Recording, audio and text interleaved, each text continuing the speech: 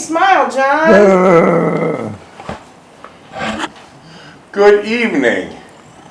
It's November 7th, 2025, and we're in Studio 4C tonight, Friday.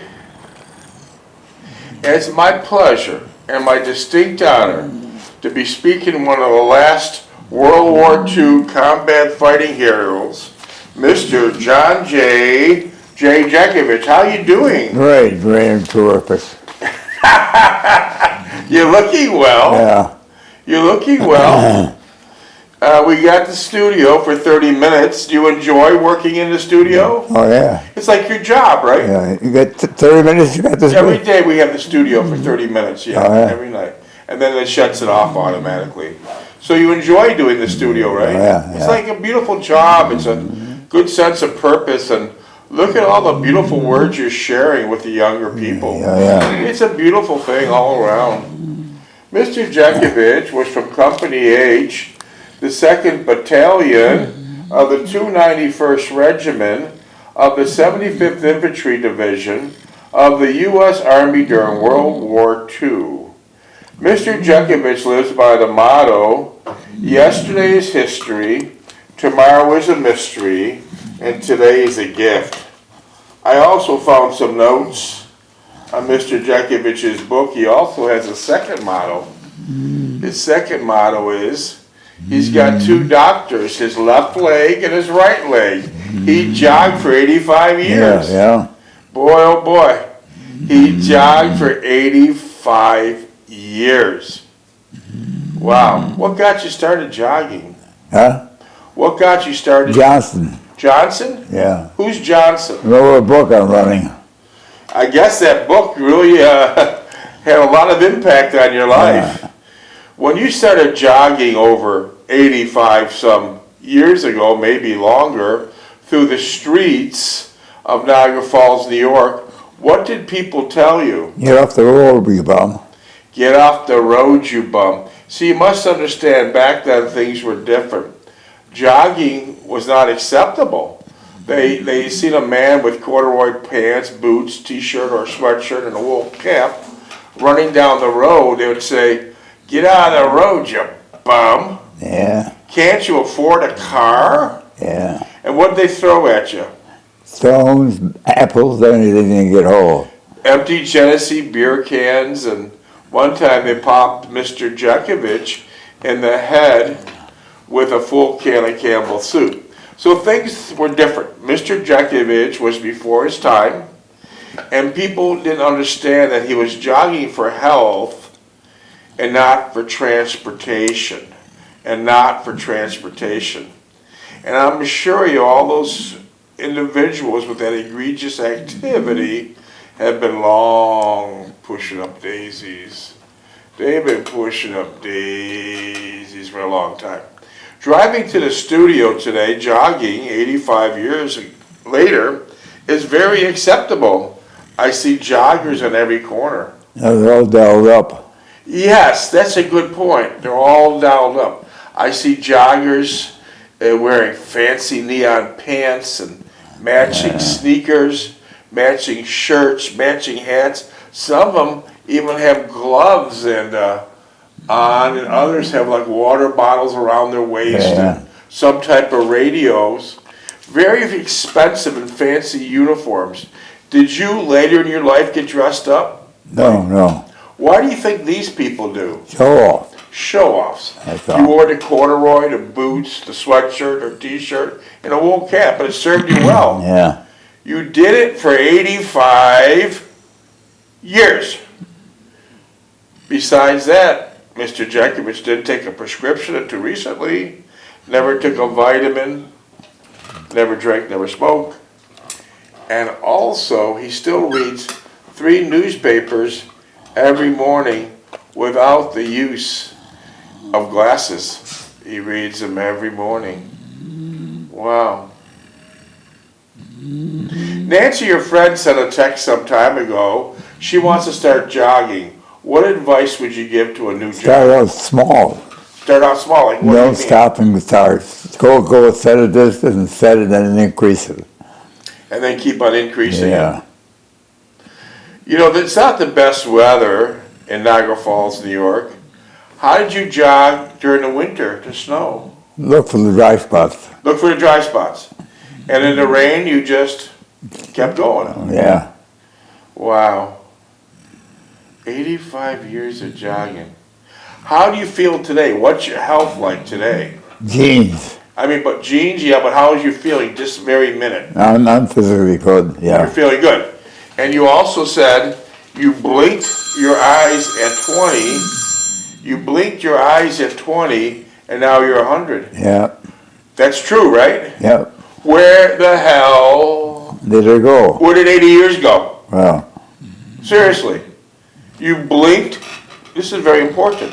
You blinked your eyes at 20, and now you're 100. Where the hell did those years go? yeah. Do you have any idea?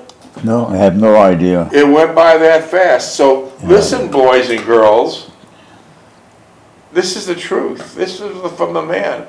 Enjoy your life every single day. It goes by quickly.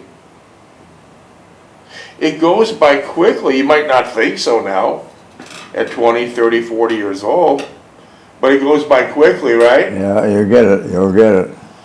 Yeah. So enjoy every day to the fullest. It goes by quickly. And remember, you know, Mr. Jeckovich said in one of his chapters, you come to this earth with nothing. And then you waste a lot of foolish time chasing an expensive car and chasing a fancy house and remodeling the kitchen to keep up with the Joneses. And then some, if you're really extremely foolish, you look for a Rolex watch. Oh, I gotta have that status symbol. But my $14 cell phone keeps better time. Mr. Jeckovich, did you ever see a hearse pulling a U-Haul trailer? No, never. Never. So keep in mind, you come to this earth with nothing, and you'll leave with nothing. But make damn sure that your soul gains more than your hands. Yeah. Make damn sure your soul gains more in your hands. Wow. That's interesting. Did your wife jog? What? Did Delphine jog? No. Did she walk with you? No. She didn't jog at all then, huh? No. Did your brothers jog? No. Did your father jog? No. No. No. No. Did your sister jog? No. Nobody jogged. No. So that was it. Yeah. You were before your time. Well. You were jogging at 85, and there's another correlation I seen in this book. I'm thinking 60 years ago, you never seen this, but you see it on every corner today. Mr. Jeckovich had designed a four-door truck by International, 4 full doors. I mean, today, let's say, it's on every corner times 10. But back then, you never seen a four-door truck. No. And you had a four-wheel drive. Yeah. Yeah. And what did you do with that big four-door truck, 4x4? I plowed with it. Went camping with it. You made money with it. Yeah. Did it pay for itself? Oh yeah. And how, tell us how, once you went plowing, what kind of plow would you use? Myers. Myers plow. Those things will last 3 or 4 generations. Big steel beasts. The only thing you gotta do is change the hydraulic fluid and possibly the adjustment piston every 40 years. Yeah. It'll go forever. Yeah. I'll guarantee you this winter, 2026, that plow is knocking on the door of 70 years old, and that plow is being used somewhere in western New York. What do you think? I don't know. What do you think? Probably Western so. New York. Yeah. I When think near Niagara Falls. Probably send it to Europe. Oh, okay. But either way, it's still being used. Yeah. You can't kill it. And then also, Mr. Jeckovich had something, he was before his time, and a third item. You see this 1,000 times a day, maybe 10,000 times a day. SUVs. SUVs didn't exist 70 years ago. Mr. Jeckovich, there again, had an International make them an SUV, right? Yeah. And what did they call that? Greenhorn. Greenhorn. It was so big, and sometimes they also nicknamed it the Green Monster, because it was so unusual seeing a custom-made SUV 60-some years ago. You didn't see one. Everything was a four-door sedan or a two-door pickup truck, and that was it. And now you see them on every corner, right? Yeah. You see them on every corner. Did your wife drive that big SUV? No. No. She didn't? What'd your wife drive? Volkswagen and a regular car. How'd she do driving the Volkswagen? Shifting gears. She'd grind the gears, Yeah, until she got used to it, yeah. and then she was good. Yeah. Back then, 60, 70 years ago, the people's car from Germany, the Volkswagen, how did you stay warm in it during the winter? Oh, 90 miles an hour. Yeah, you go 90 miles an hour to get heat, because all the heat is based across about the inch in RPMs, right? Yeah. That is so interesting. Wow. I had a question the other day, and I didn't know how to answer when they called for you. They want to know what a mansard roof is. Could you explain that to us? Mansard roof is a sloping roof over a flat projection. The house is square and the roof is cantilevered. Is that basically just for style? Oh, yeah, it's architectural, yeah. Architectural style.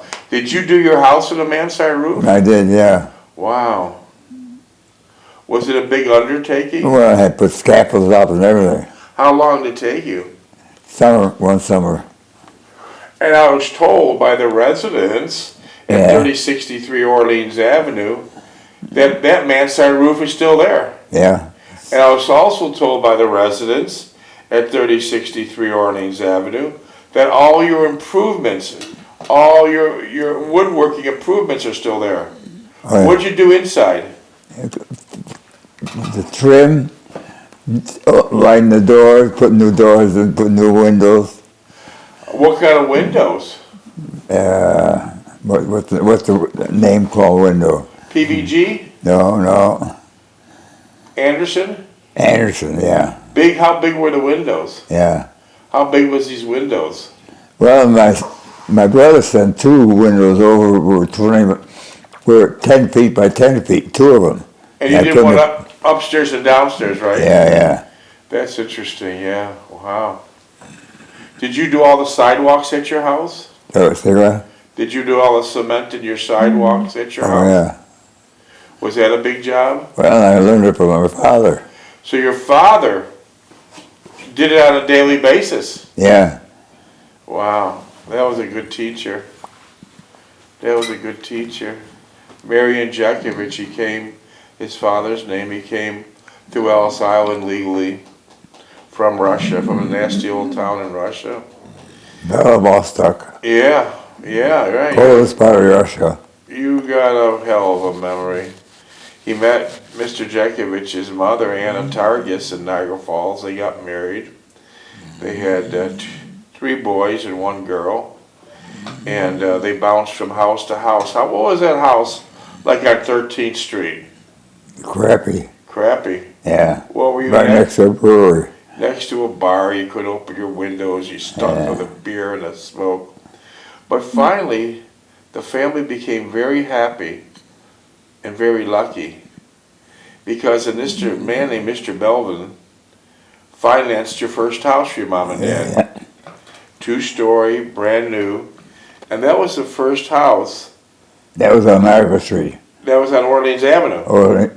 The second house was Orleans, yeah. Yeah, Mr. Belvin financed it. Yeah. That was the first house that had the bathtub in the bathroom, right? Yeah.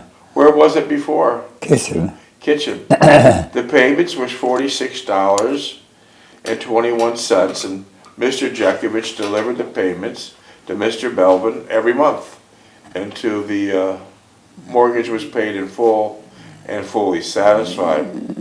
You know, all good things don't last. His father, Marion Jeckovich, was a hard-working man. He came to this country legally through Ellis Island, worked 3 different jobs to give this family a better life than he had from Russia. And he helped build New York State brick by brick by brick, board by board by board. These were hard-working immigrants 100 years ago. They really were hard-working people with great pride for the United States.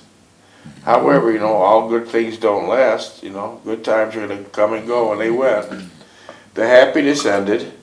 His father was working his 3rd job that night, and he had a massive heart attack with cement, mixing cement. By hand, right? Shovel. And so at that point there, Mr. Jeckovich became the sole provider for his mother, Anna Targus Jeckovich. And he took care of his mother from his age 11 to her demise at age 89 at the same house at 3063 Orleans Avenue. But we might want to point out there's a great difference between the immigrants 100 years ago that worked very hard, very patriotic. They loved this country. What did your father say about the language you spoke at home? Say again? What did your father say about the language you spoke at home? When you live in the house, we speak English. We don't speak Russian. We don't speak Polish. There he goes. His father put the law down. Once we're in his house at 3063 Orleans Avenue, we exclusively speak English. This is our country. This is our love right now. We love this country. We're patriotic. We're not going to speak a word of Russian. We're not going to speak a word of Polish. And that's probably the reason why you don't have an accent. No. So that was a law laid down. So that generation, 100 years or maybe more, they worked very hard. They wouldn't accept any handouts. None were offered to them, but they wouldn't accept them. They worked hard compared to the so-called, I use the term loosely, immigrants today. They work the system today.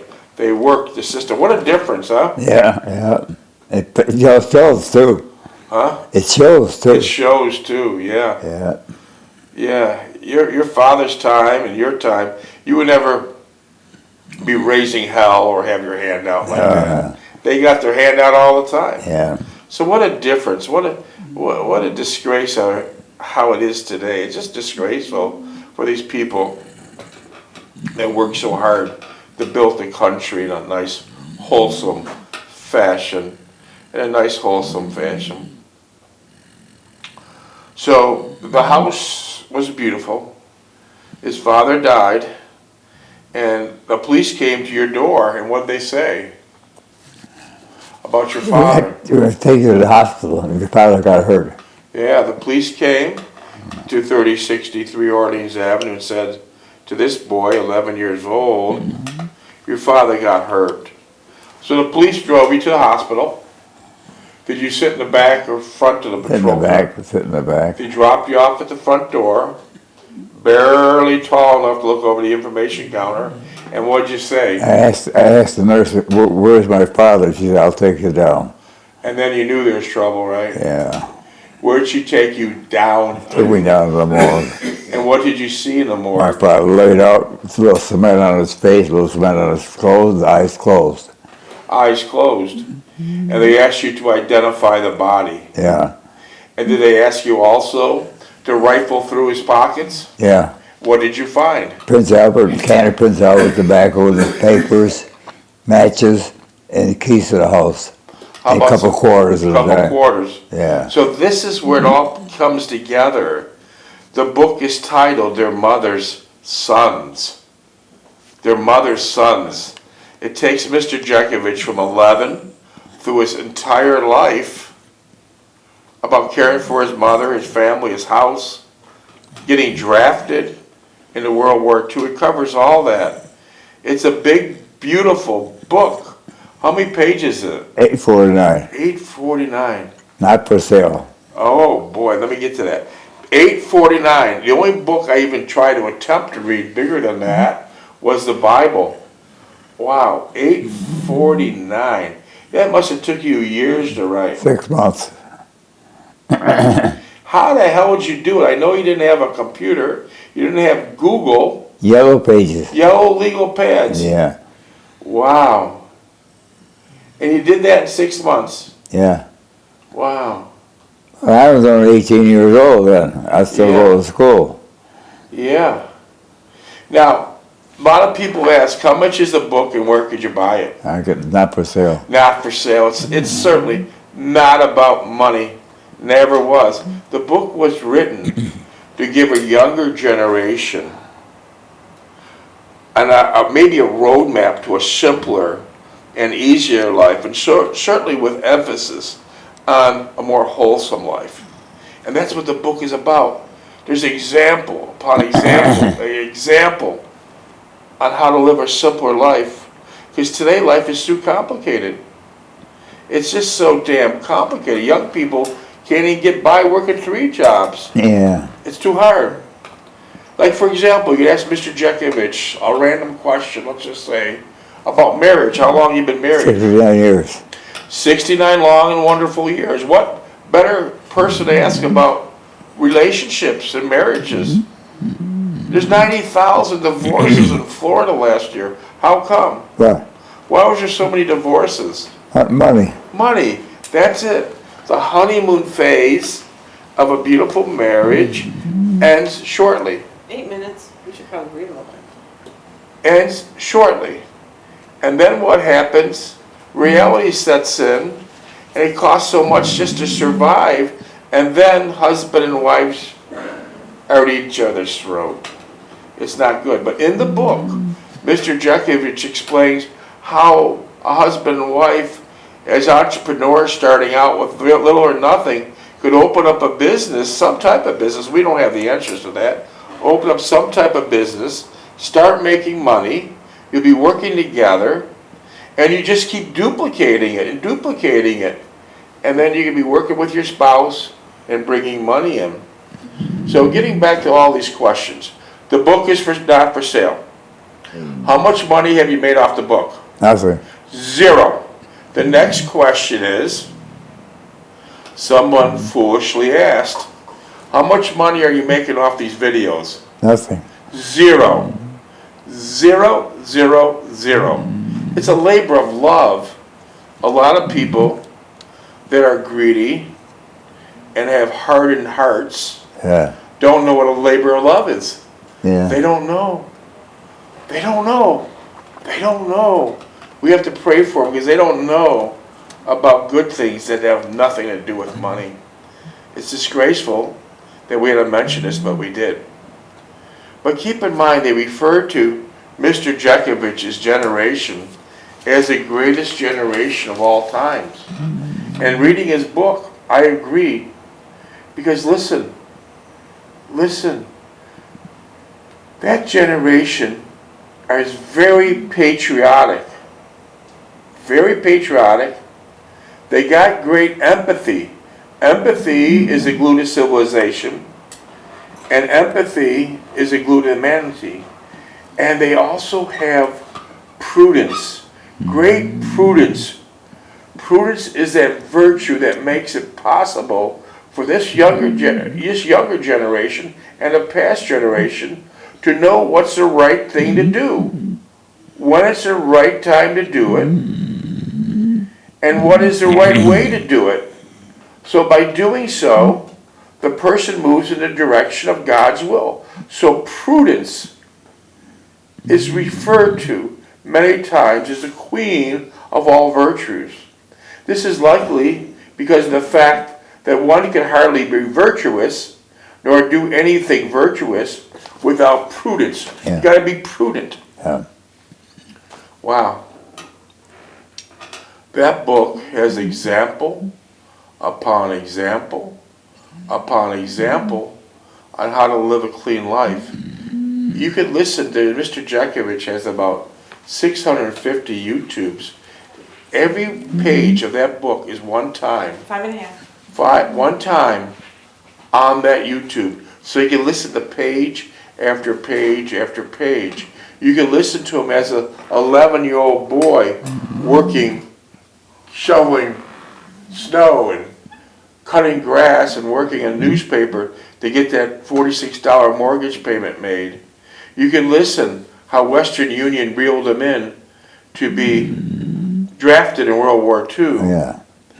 That job you had, the paper route, that was a big deal. What? How many papers did you have to deliver? 165.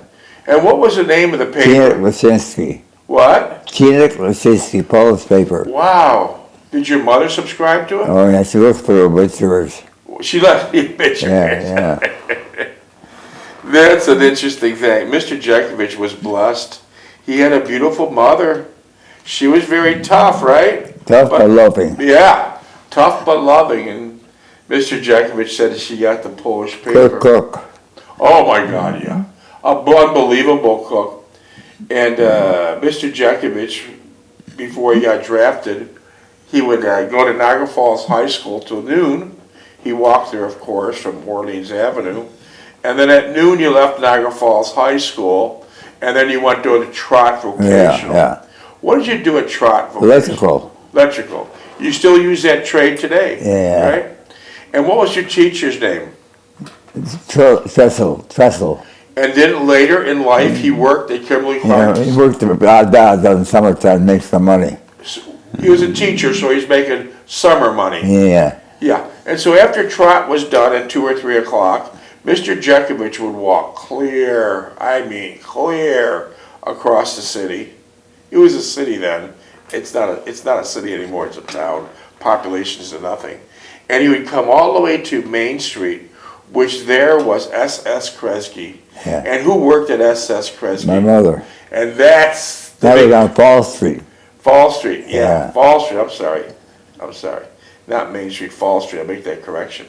And that's when you got there after probably walking 18 to 25 miles to your mother at S.S. Kresge out of Trot Vocational High School, and she made you a nice lunch. Yeah. I ate down basement though. She wouldn't let me go upstairs. So your mother didn't let you eat at the lunch counter? No, it's not formal. Not that formal. You had to eat down in the basement. Yeah. But it was good food though, right? Yeah. It was good food there. Oh yeah, she was a good cook. Didn't on Fall Street you also worked at the Cataract and Strand? I was an usher for Strand and Cataract. That was right next to S.S. Kresge, right? And right next to it. Yeah. And what would I never seen an usher in a movie theater in my life. I never have. But tell me exactly. I got an idea, but tell me exactly back then what an usher would do. Usher was stand at the head of the aisle, walk down the aisle, see where empty seats were, flash the light on the number of seats there was, and then they send the customers down. It was that busy. Yeah.